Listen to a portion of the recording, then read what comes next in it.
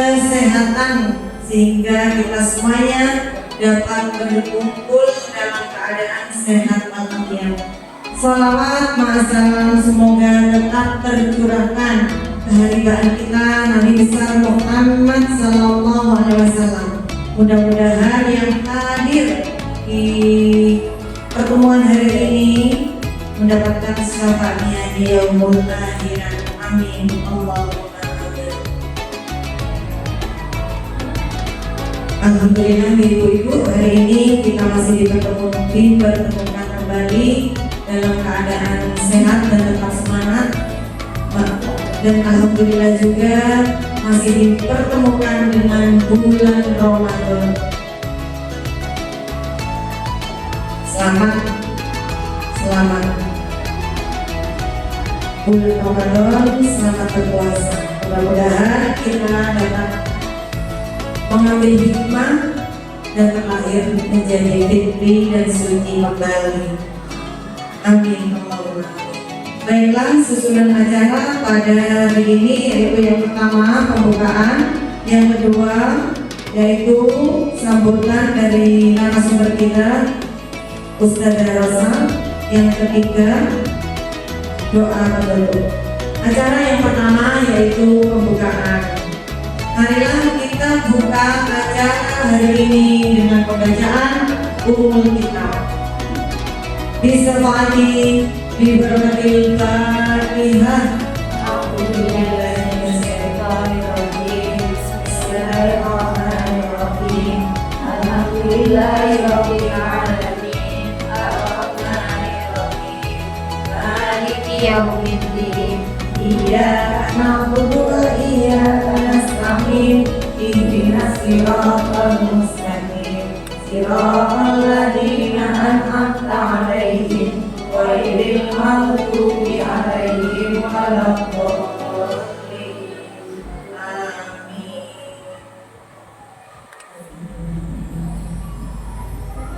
Acara yang berikutnya yaitu sambutan dari narasumber kita Ustadzah Rosa. Kepada Ustadzah Rosa, waktu dan tempat kami aturkan.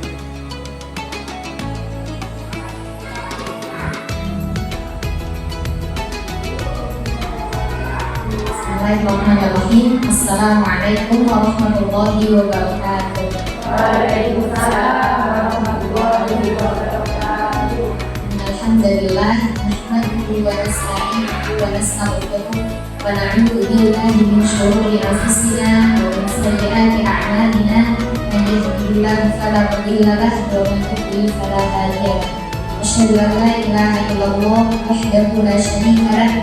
Asyhadu anna Muhammadan abduhu wa rasuluhu la nabiyya wa la rasula ba'dah. Allahumma inna nas'aluka 'ilman nafi'an wa rizqan thayyiban wa 'amalan mutaqabbalan. Allahumma anfa'na bima 'allamtana wa 'allimna ma yanfa'una wa zidna 'ilma. Allahumma arzuqna al-ikhlas fil aqwali wal af'al. Allahumma amin. Insyaallah. Bagaimana kabarnya teman-teman? Dari tadi saya dengar di kelas sebelah juga ditanya kabarnya dulu ya. Nah, di sini ibu-ibu juga harus ditanya kabarnya agar kita pastikan semuanya dalam keadaan sehat walafiat. Alhamdulillah, pada pagi hari ini saya senang sekali rasanya bisa berada di tengah para ibunda penghafal Quran ya. Masya Allah. Semoga Allah berkati ibu dan keturunan ibu dan juga bapaknya. Insya Allah. Nah, sekali rasanya bisa bertemu dengan para ibunda penghafal Quran, para ibunda yang insya Allah pada hari kiamat kelak mendapatkan kemuliaan dengan mendapat jubah dan mahkota kebesaran di akhirat kelak, karena sebab anaknya yang belajar dan mengamalkan Al-Quran ketika di dunia. Masya Allah. Sebelum itu saya perkenalkan dulu, nama saya Fahmadini Rosyadul Ghazali, biasa dipanggil Rosya. Usia saya 17 tahun. Alhamdulillah sekarang sedang menempuh pendidikan SMA ya. Jadi saya lagi mondok di salah satu pesantren di Yogyakarta. salah satu pesantren yang diasuh langsung oleh seorang guru dari Timur Tengah. Nah, jadi di pondok ini orang tua lebih fokusnya ke ilmu Al-Qur'annya. Yang berikutnya sebagaimana dalam flyer pagi hari ini, insya Allah kita bakal membahas tentang apa itu sangat. Mungkin ini agak sedikit asing banget ya di telinga ibu. Sama saya juga waktu pertama kali mendengar kata ini sangat-sangat asing sekali. Tapi nggak apa, semoga yang saya sampaikan bisa sampai ke ibu semua. Sebelumnya kita kan mengetahui ya bahwa sering kita dapat informasi bahwa seorang menghafal Quran adalah seorang yang sangat-sangat mulia. Allah tidak hanya memuliakannya di dunia, tapi juga memuliakannya di akhirat. Bahkan yang mulia itu bukan hanya seorang menghafal Qurannya saja, melainkan dari orang tuanya, gurunya, saudara-saudaranya, bahkan lingkungannya pun bisa mendapatkan berkah dari seorang anak menghafal Quran tadi. Karena Al-Quran itu kalau kita lihat Al-Quran itu memang membawa berkah ya. Bulan dari 12 bulan yang Allah berikan, itu ada satu bulan yang paling mulia di antara semuanya, yaitu bulan Ramadan. Kenapa? Karena dalamnya diturunkan Al-Quran, bukan karena kita puasanya, tapi karena ada turunnya Al-Quran di tempat situ. Kemudian Nabi paling mulia adalah Nabi kita Muhammad SAW. Beliau adalah Nabi dan Rasul yang paling mulia, yang paling dekat dengan Allah. Nah, beliau pun menjadi mulia karena di dalam hati beliau lah diturunkan Al-Quran. Dan kita menjadi umat terbaik ini juga karena Allah menurunkan Al-Quran pada umat ini, pada dalam tersebut. Nah, dari hal yang mulia itu gak mungkin dong kalau misalnya Allah itu tidak menjaga Al-Quran tersebut, ya kan? Nah, jadi adanya Al-Quran sampai sekarang tuh masih valid, tidak ada satu huruf pun yang berubah. Itu pastinya salah satunya karena penjagaan Allah terhadap Al-Quran. Kita hidup di dunia ini seringkali ada perubahan ya kayak dulu. Kayak misalnya kita yang dari kecil, kemudian tahun kita menjadi dewasa, kita remaja, dewasa, kemudian pulang. Kan ada suatu perubahan. Begitu pula misalnya anak kita juga mengalami hal yang sama. Begitu pula tentang kabar-kabar yang biasanya datang kepada kita. Ya, kadang misalnya dari orang A kita dapat kabarnya itu ini, tapi dari orang B kita dapat beritanya itu berbeda. Nah, hal seperti itu sering ditemui nggak ya Ibu? Sering ya. Nah, jadi dari mulut ke mulut itu beritanya itu beda gitu. Contohnya kita di sosmed, di YouTube ngomong ini dari channel A, tapi di channel lain bilangnya ini. Nah, itu kan karena ada campur tangan manusia di situ ya.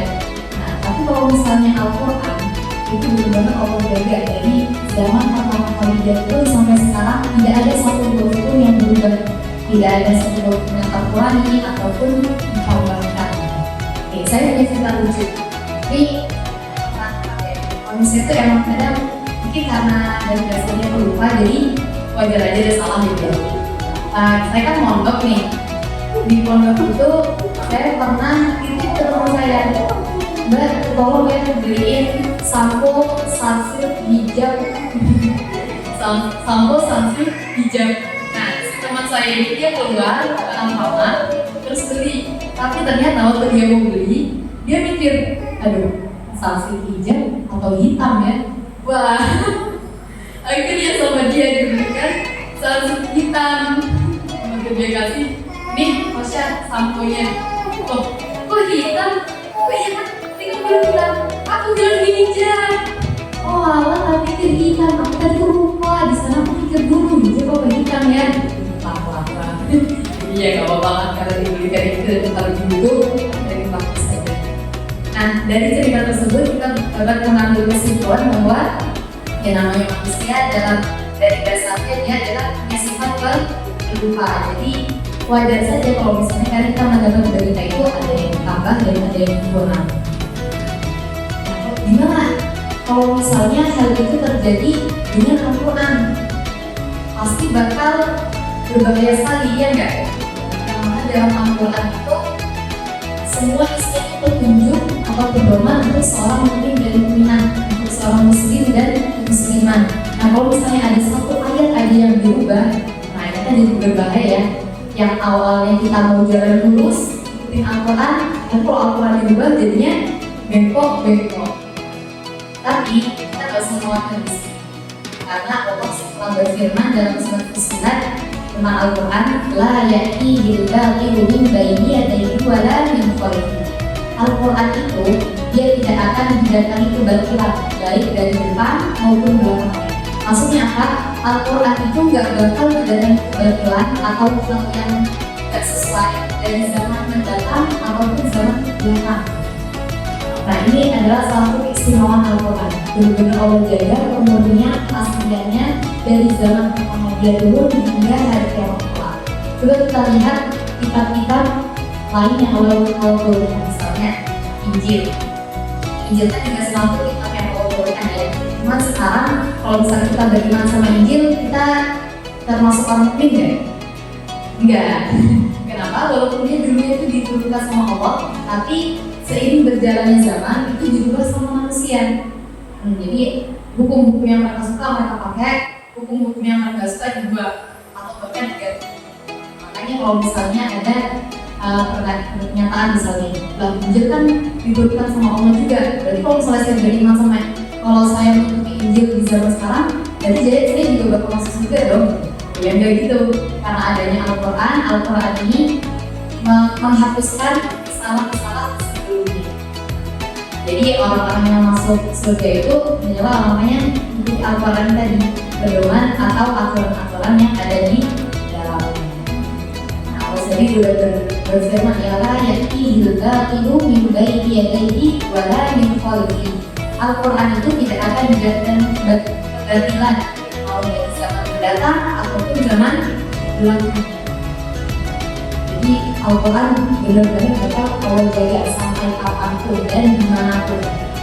Makanya kalau misalnya ada aksi misalnya menghapuskan Al-Quran itu gak bakal pernah bisa berhasil.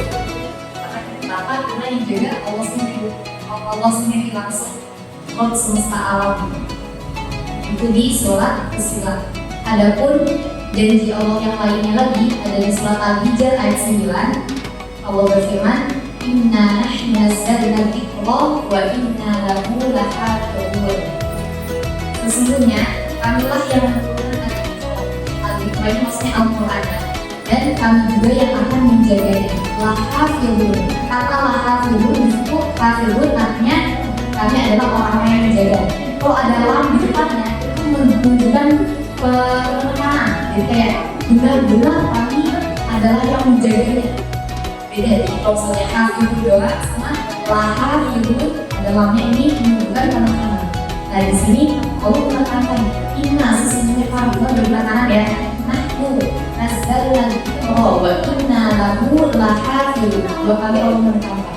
Di inna pertama sesungguhnya kami, kemudian di lahafidhun disebutkan merupakan penekanan. Jadi Allah benar-benar menekankan bahwa benar-benar kita akan menjaga Al-Quran ini. Nah, bagaimana cara Allah menjaga Al-Quran ini? Nah, salah satunya adalah dengan adanya sanad. Sanad itu apa? Sanad itu kayak mata rantai yang diberikan kepada seseorang yang telah membaca pada gurunya. Jadi misalnya ini, saya belajar sama Syekh Fulan. Syekh Fulan ini belajar dengan Syekh Fulan lagi atasnya. Nah, itu bisa dilacak kevalidannya sampai ke Rasulullah. Jadi jelas gurunya siapa sampai ke Rasulullah sampai ditampung sama Malaikat Jibril mendapat wahyu dari sebagaimana firman Allah ya dalam surat Asy-Syura. Allah berfirman bahwa Al-Quran ini turun dari Rabbul Izzah atau Rabb semesta alam, kemudian yang ditunjukkan kepada Jibril dan Jibril kepada Muhammad. Muhammad dan Muhammad kepada kita semua. Nah, maka sanad itu adalah mata rantai yang bersatu hingga ke Rasulullah. Nah, orang-orang yang mendapatkan sanad itu bukan orang-orang biasa, tapi adalah orang-orang yang spesial. Kenapa? Karena Allah amanahkan mereka untuk menjaga Al-Quran. Sebenarnya menjadi penghafal Quran sendiri pun itu adalah suatu keistimewaan ya. Kenapa? Karena salah satunya Allah amanahkan dia untuk menjaga Al-Quran. Nah, jadi Al-Quran itu dijaganya dengan dihafal pada hati para penghafal. Jadi anak-anak ibu ini kan para penghafal Quran semua ya. Insyaallah semoga Allah mudahkan buat menghafal sampai tuntas juga kritis. Nah, anak-anak ibu ini mendapat satu kemuliaan juga, yaitu dipercaya sebagai penjaga Al-Quran. Asalkan Al-Quran memang benar-benar dijaga hingga akhir hayatnya.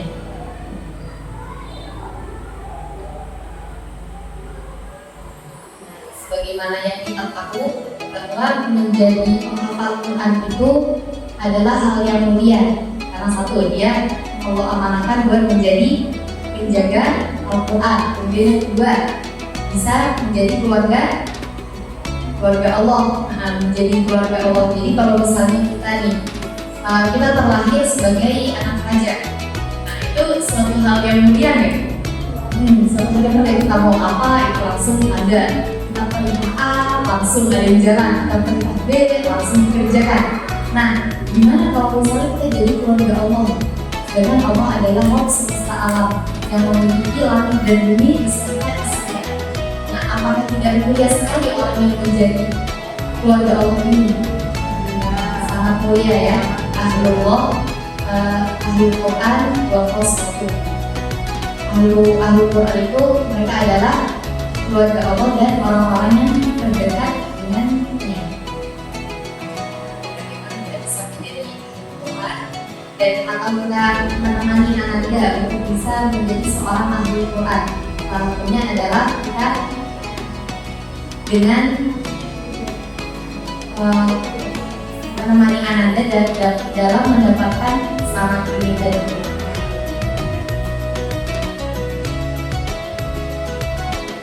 cara menemani Ananda dalam mendapatkan selamat. Yang pertama, pastinya kita harus menata hati dan menata niat. Jadi Rasulullah bersabda dalam sebuah hadis, karena ta'amalu niat. Sebenarnya amal itu tergantung pada niatnya. Jadi niat kita apa itu yang akan dinilai sama Allah. Misalnya nih, ibu masak. Kalau misalnya ibu hanya meniatkan untuk masak saja agar perut kenyang, ya mungkin akan dapat sebatas itu aja. Tapi coba kita lebih banyak dapat manfaat dari situ. Gimana caranya? Bisa kita masak buat buka puasa. Kemudian kita niatkan, ya Allah, dari masakan saya ini saya akan memberi makan anak saya yang sedang berpuasa. Misalnya anaknya 4, anak saya 4, kemudian suami 1. Saya memberi makan kepada 5 orang yang berpuasa. Semoga dari situ pahala mereka itu menjadi tambahan pahala buat saya. Jadi yang tadi kita dapat pahala 1 orang berpuasa, tapi karena kita niatkan untuk memasak untuk buka puasa, kita jadi dapat 5 tambahan. Itu kan lumayan ya, sangat-sangat menguntungkan. Hanya ada satu quotes atau kata-kata dalam bahasa Arab disebutkan an-niyatu ijabatul ulama. Niat adalah perdagangan para ulama. Jadi ulama itu bisa tuh mereka melakukan satu hal kecil tapi dapat pahala itu banyak. Maka kalian dari niat kan. Misalnya contoh lain, misal apa ya, kita skincarean nih. Dulu bisa skincarean nggak? Tapi kalau di pondok itu kan masuknya jam 7 ya, jam 7 kita masuk sekolah. Nah, jam 7 kurang 15 itu biasanya semua teman-teman saya keluarin kotak skincare. Jadi mereka skincare itu kadang nggak cukup 5 menit terselama gitu. Kadang saya bingung, pasti yang dibeli sebenarnya kadang. Dan kalau misalnya keluar bulanan, pasti salah satu destinasi tempat yang mereka tuju. Jadi kita kalau di sana tuh nggak boleh keluar seenaknya ya. Jadi ada jadwal kita keluar bulanan buat beli satuan bulanan. Nah, pasti salah satu destinasi yang mereka tuju adalah dan kita dikasih waktu buat keluar tuh 2 jam. Jadi sebelum 2 jam itu harus balik lagi ke pondok. Pasti sejamnya itu habis di kosmetik. Jadi kayak ya ini beli apa aja. Jadi 2 jam satu habis di kosmetik, satunya lagi ya kita jalan-jalan biasa. Tapi ini wajar ya karena kita perempuan suka kepindahan atau kecantikan. Oke, misal di sini ibu-ibu skincarean, beli sabun muka, kemudian ya segala macamnya lah. Nah, dari kita skincarean itu yang biasa kita cuma rutinitas aja, ya adalah skincarean dari lebih. Nah, coba sekarang kita mulai dalam proses skincarean untuk menjaga atau merawat kulit saya, karena kulit ini adalah pemberian Allah. Nah, dengan kita skincarean maka kita bersyukur kepada zat yang telah memberikan kulit ini. Kemudian yang kedua misalnya dengan kulit yang mulus tadi kita bisa menyenangkan orang yang memandang kita juga bertambah lagi karena Rasulullah bersabda dalam siapa yang memasukkan kesenangan dalam hati seorang mukmin dalam hati saudaranya maka dia mendapat pahala. Nah itu bisa kita ambil lagi kalau saya mau sebenarnya jadi dari amalannya awal kita rutinitas pahala. Katanya misalnya ibu bangun pagi-pagi terus nyiapin buat anak sekolah ya. Nah itu yang biasa kita jadikan rutinitas. Karena emang udah tugasnya sebagai ibu kita menyiapkan bekal, seragam dan segala macamnya. Nah, coba sekarang kita lebih menyiapkan. Ya Allah saya menyiapkan ini semua untuk memuliakan seorang penghafal Quran. Semoga dari ini engkau akan amal ibadah saya. Jadi dari hal-hal yang rutinitas itu kita bisa dapat tambahan pahala. Itu kita dapat pahala itu gak cuma dari sholat, puasa, zakat, sedekah, bisa dari hal-hal rutinitas yang kita kerjakan. Contohnya nih, kita duduk di sini, kita niatkan untuk mencari ilmu berkumpul dengan para ibunda penghafal Quran. Jadi bisa kita niatkan dalam segala aktivitas sama dalam membersamai ananda untuk menuntaskan hafalannya. Itu juga kita harus menata hati dan menata niat. Kita ingin anak kita ini menjadi seorang yang bermanfaat bukan untuk dirinya saja, namun juga untuk kita orang tuanya. Karena ketika kita memiliki seorang anak penghafal Quran, maka itu akan menjadi syafaat kita di akhirat kelak. Nah, itu bisa kita niatkan. Nah, kemudian langkah yang kedua setelah kita tata hati dan niat, kita membenarkan atau kita membersamai ananda dalam menggunakan bacaan, hafalan dan membenarkan bacaan dan hafalan serta menuntaskan. Nah, jadi yang namanya salat itu kan mata rantai yang bersambung ya. Jadi dari orang satu, orang dua itu harus sama. Kalau nggak sama ya 5-90% lah. Sama. Jadi kalau misalnya ibu-ibu dapat warisan ini resep opor ayam. Nah, resep opor ayam ini nggak semua orang dapat. Cuma dari kakek ke nenek, misalnya dari buyut ya buyut terus ke nenek ke ibu kita. Jadi yang diajarin cuma kita dan itu diajarnya khusus, nggak semua orang dapat. Nah karena kita belajar langsung dari yang opor ayam enak di Jawa, maka masanya itu hampir sama kayak punya ibu kita. Nah sama begitu juga dengan sama Al-Quran. Ketika kita menggunakan bacaan, yang kita gunakan adalah lahjah kita atau pelafalan kita yang kita sehari-harinya di Jawa ya, yang betul terus apa itu. Nah ketika kita belajar Al-Quran lebih mendalam, itu kita harus belajar bagaimana kita mengucapkan huruf itu bukan lagi dengan cara Jawa, tapi dengan bagaimana Al-Quran itu dituliskan, jadi dengan bisa dengan Arabi ini menjadi, jadi dengan bisa pelafalan Al.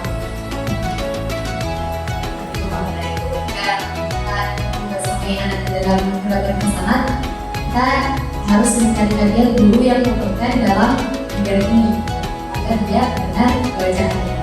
Selain itu juga harus tuntas hafalannya. Jadi Jadi kalau sampai 30 juz itu baru bisa masuk ke Quran sanad ini. Sekarang maksudnya setelahnya harus hafal 1 sampai 30 ya. Dia juga membutuhkan bacaan. Nah semua ini itu bisa kita tempuh dengan mencarikan guru yang kompeten dalam bidang Al-Quran. Kemudian waktu yang ditempuh itu kurang lebih 2 tahun sekolah dari juz 1 sampai juz 30. Ini bisa macam-macam sih setiap guru. Jadi ada guru yang misalnya melihat kemampuan itu kayaknya ini butuh lama gitu. Agak karet gitu, 2 tahun. Tapi 2 tahun itu bukan karet sih. Itu udah lumayan normal gitu. Kalau misalnya udah jago itu biasanya bisa kurang lebih dari 2 tahun. Tapi tadi setelah proses pembenaran bacaan dan penyelesaian hafalan.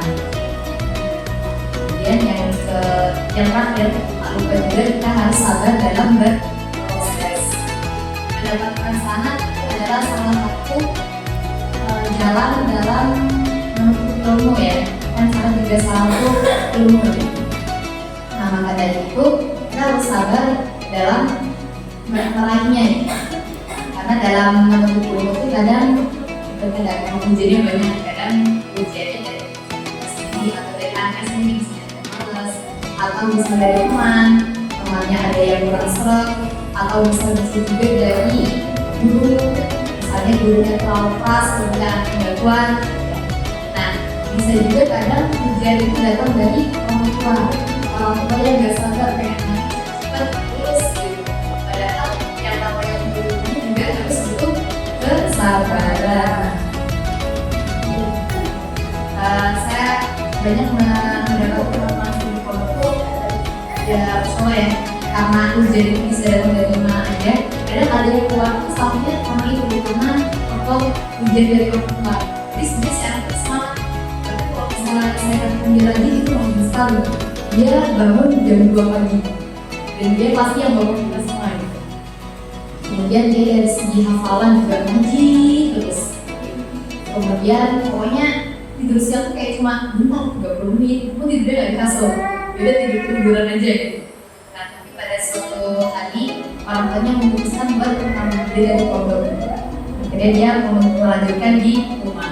Itu kan satu ujian dari orang tua ya, tapi ya gimana lagi dia harus alhamdulillah sekarang udah selesai juga guys. Bantuan orang tua. Itu dia menjadi seorang menghafal Al-Quran itu adalah seorang yang mulia. Mengapa? Karena Allah berikan dia untuk menjaga Al-Quran, dan ini berorang sembarangan orang yang menjaga Al-Quran dan orang-orang yang sembarangan. Nah, bagaimana Allah menjaga Al-Quran? Adalah dengan adanya sanad. Kalau nggak ada sanad, maka orang akan mengatakan apapun maunya. Ini perkataan salah satu ulama Tabi'in bernama Ibnu Mubarak. Dia berkata, kalau nggak ada sanad, maka orang akan berkata semua mereka. Contohnya tadi, saya contoh tadi opor ayam tuh ya. Saya semua orang boleh aja masak opor ayam, nggak ada warisan khusus dan dari misalnya cara masak opor ayam itu harus gini. Maka semua orang bakal bervariasi mau bikin opor ayam, iya. Dengan Al-Quran, kalau misalnya Al-Quran tidak ada sanad, maka orang bakal bisa membaca gitu. Saya membaca pakai lidah Sunda, saya mau baca pakai lidah Jawa, saya mau baca pakai lidah ini bebas. Tapi dengan adanya Al-Quran, maka dengan adanya sanad, maka Al-Quran itu terjaga.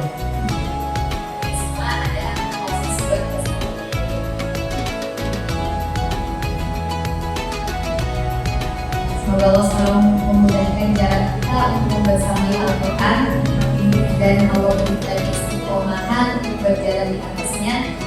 Nah, saya mohon maaf apabila ada salah kata yang benar datangnya dari Allah, yang salah datangnya dari saya pribadi. Semoga bisa diambil yang baik, bisa diambil manfaat kita semua. Saya paham lebih. Semoga kita bisa bertemu lagi di lain kesempatan. Wassalamualaikum warahmatullahi wabarakatuh. Waalaikumsalam warahmatullahi wabarakatuh.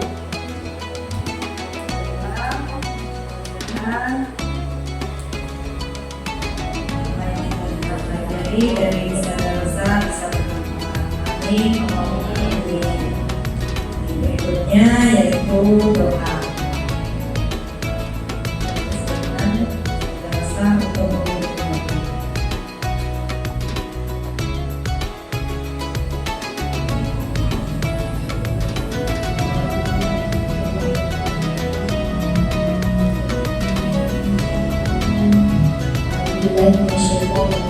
Bismillahirrahmanirrahim. Ya Arhamar Rahimin, Ya Rabbal Arsyil Azim, Ya Rabbas Samawati wal Ardi wa ma bainahuma, Ya Munzilal Kitab, Sari'al Hisab, Ya Rabbal Arsyil Azim. Allahumma shalli ala Muhammad wa ala ali Muhammad kama shallaita ala Ibrahim wa ala ali Ibrahim innaka Hamidum Majid. Allahumma aslih lana dinana alladhi huwa ismatu amrina wa aslih lana dunyana allati fiha ma'ashuna wa aslih lana akhiratana allati fiha ma'aduna waj'al al-hayata ziyadatan lana fi kulli khairin waj'al al-mauta rahatan lana min kulli sharr. Allahumma la tada'na dhanban illa ghafartahu wa la hamman illa farajtahu wa la daynan illa qadaytahu ولا حاجة من حوائج الدنيا والآخرة إلا قضيتها يا أرحم الراحمين. ربنا ظلمنا أنفسنا وإن لم تغفر لنا وترحمنا لنكونن من الخاسرين. اللهم إنا نسألك علما نافعا ورزقا طيبا وعملا متقبلا. اللهم إنا نسألك ليلة القدر يا رب العالمين. اللهم ارحمنا بالقرآن واجعله اللهم ارحمنا بالقرآن. اللهم اجعلنا من أهل القرآن الذين هم أهلك والناصرون. ربنا آتنا في الدنيا حسنة وفي الآخرة حسنة وقنا عذاب النار. صلى الله على نبينا محمد وعلى آله وصحبه وسلم تسليما كثيرا والحمد لله رب العالمين.